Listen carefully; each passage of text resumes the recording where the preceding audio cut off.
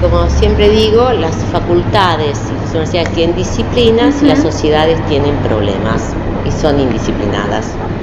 No podés resolver ningún problema, que es lo que nosotros formamos jóvenes para eso, y no tan jóvenes también, con una disciplina sola. Las disciplinas, como dice el propio Popper, que ya sabemos quién es, se dividen por cuestiones administrativas, pero no con sentido. La propia UNESCO dice que las universidades del siglo XXI tienen que ser transdisciplinares. Entonces, tener facultades es casi por una lógica administrativista, o sea, y te aseguro que no hay posibilidad que por ejemplo, ninguna disciplina per se puede resolver un problema. Acá tenemos, por ejemplo, la investigación sobre la cuenca Riachuelo-Matanza. Bueno, son varias universidades que están en la cuenca. Ahora, no es un tema económico, no es un tema arquitectónico, no es un tema sanitarista puro, digo, ¿no? No es un tema químico, no es un tema... Entonces, ¿qué es? Es un problema, y los problemas no se resuelven con disciplinas. Entonces nosotros tenemos que hacer un equipo interdisciplinario para abordar ese problema. Si realmente queremos que nuestra investigación sirva para algo, ahora si queremos investigar, como decía un amigo, la miopía de la almeja, bueno, no sé, acá no. Para los sajones es muy fácil explicar. Yo a veces me paso explicando esta universidad, y cuando vino, yo formo parte del Comité Académico Internacional de la Universidad de La Paz, ¿no? Que es de Naciones Unidas. Y cuando vino un escocés, que era el rector, empecé a explicar con toda otra vez una hora para explicar cómo es esta universidad. Y enseguida me dijo, it's a problem-oriented university. Mira qué fácil que es en inglés. En castellano tenés que explicar lo que es una universidad que se orienta hacia los problemas y no hacia las disciplinas. El problema en salud es que hay 4 médicos por enfermera, y la ecuación tiene que ser totalmente inversa. No resiste un sistema de salud sin enfermeras. Ayer justamente di como 200 títulos. Las enfermeras de la Universidad de Lanús están por todos lados. Ustedes saben que las enfermeras, de hecho, en general vienen de familias con muy bajos recursos, entran realmente barriendo el piso más o menos. Muchas cuando empezamos eran analfabetas. Bueno, había que hacer todo un proceso por el cual ir produciendo y formando para hacer realmente licenciadas en enfermería. Ahora, hay otras universidades, por ejemplo, que ni siquiera acatan el artículo 7º de la ley, que dice después de 25 años, aunque uno no haya terminado el secundario, puede dar un examen y entrar a la universidad. Cosa que pasa mayormente en enfermería, porque no tuvieron posibilidad de terminar el secundario. Sin embargo, y lo quiero reiterar, las que vienen de la práctica concreta de enfermeras salen mucho mejor que las que terminaron el secundario, porque ya tienen una expertise mucho más asentada, ¿no? O sea, tienen años de haber sido enfermeras. Y volvemos a esta frase de Castoriadis, o sea, acá en el imaginario la mayoría, como todos saben, son primera generación de profesionales, o sea, en su casa, su familia no tienen un libro, no tienen quien lo ayude o quien la ayude, y a su vez es como esta cosa de la academia y la universidad como una torre de marfil a la cual no tienen acceso. Claro. Entonces, nosotros todos los veranos traemos 600, 700, depende del verano, niños para que le vayan perdiendo el miedo y que saben que acá se los trata bien y que juegan y que también estudian y que hacen ajedrez y que hacen deporte. Nosotros cubrimos el ajedrez, ¿te acordás? Hace 2 años sí. Atrás. Están ganando todo, vos sabés que están ganando todos los campeonatos los nuestros, porque además se entusiasma tanto que vienen en invierno, también vienen todo el año. Y también vienen todo el año a hacer oficios. Ya tenemos 100 todos los sábados haciendo oficios, carpintería, electricidad, arreglan motos, que ellos hacen, y están felices de venir acá. Y acá se los trata justamente con respeto. Uno puede quizás no faltarle respeto a una autoridad, pero no a alguien que tiene menos que uno. ¿Cuánto hace que hacen esto? O sea, ¿alguno de esos niños que ustedes... Están muchos estudiando. Empezamos en el 2000. Ah, o sea que ya hay algunos que ya llegaron Sí, tenemos un consejero superior que es villero, sigue viviendo en la villa, y son muy capaces y muy, tienen tantas ganas y es tanta la felicidad que tienen que ayer, por ejemplo, cuando uno le da los títulos, eran como 200, el agradecimiento, el orgullo de salir de esta universidad y no de otra, es muy interesante, muy interesante. A mí me produce mucha felicidad porque como uno no descansa nunca, dice, bueno, yo creo que la verdad que los que llegan en general de la media, por eso digo que son mejores los que vienen de la práctica, la media, o sea, la escuela media está buscando casi su misión en todas partes del mundo, no solo acá.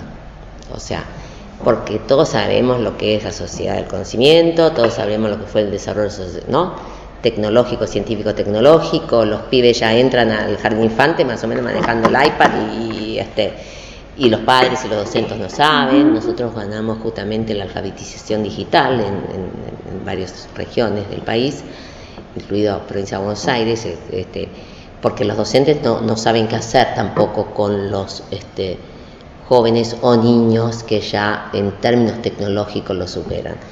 Entonces, yo creo que está buscando su derrotero la media, pero no es solo de este país, no es solo de la Argentina ni de América Latina. Entonces, el tema que nosotros tratamos de articular con la media justamente para ver qué saberes tienen que tener, salir de la media para ingresar a la universidad. Todos sabemos que ingresar a la cultura universitaria no es lo mismo que entrar a una escuela. O sea, para empezar, la capacidad autogestiva. O sea, ¿qué quiero decir con esto? Por ejemplo, una clase media cualquiera que tiene familias universitarias, etcétera, se va a la universidad y dice, bueno, este cuatrimestre voy a hacer 2 materias, porque después voy a hacer 3, ¿no? Hay una autogestión curricular.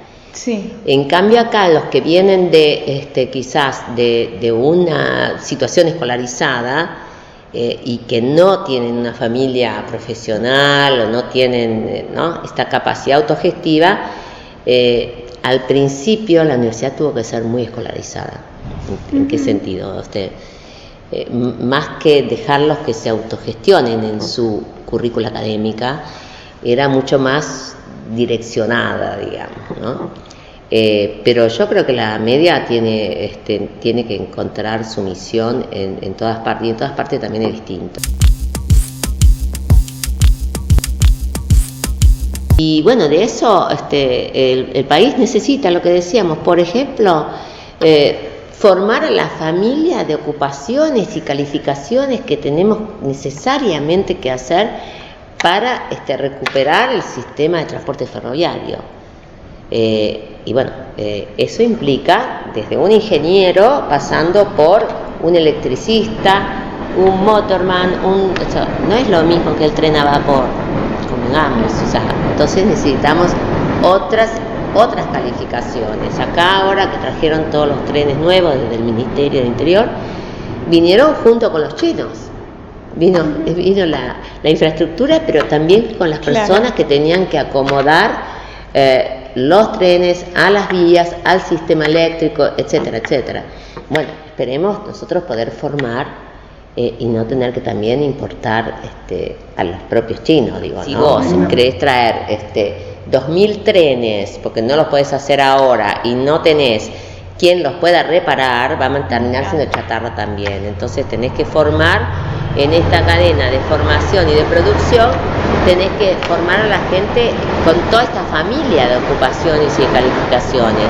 Porque si te falta uno, tenés que empezar a importar chinos, por ejemplo, o tenés que empezar, o sea, mano de obra de otra parte, aunque produzcas. Suponte que haces una fábrica de trenes, pero si después no sabes, no tenés la familia concreta de ocupacional. Yo trabajé en OIT mucho tiempo, de formación y de calificación, Y bueno, nosotros hacemos formación profesional acá. Sabemos que así como ningún problema se resuelve con una disciplina, ningún problema productivo se resuelve con una sola familia, con una sola ocupación o calificación o formación profesional. Son familias de calificaciones, no son una sola calificación. Porque vos podés tener conductores de trenes, pero si no tenés el electricista, el conductor no va a saber, tenés que tener la familia.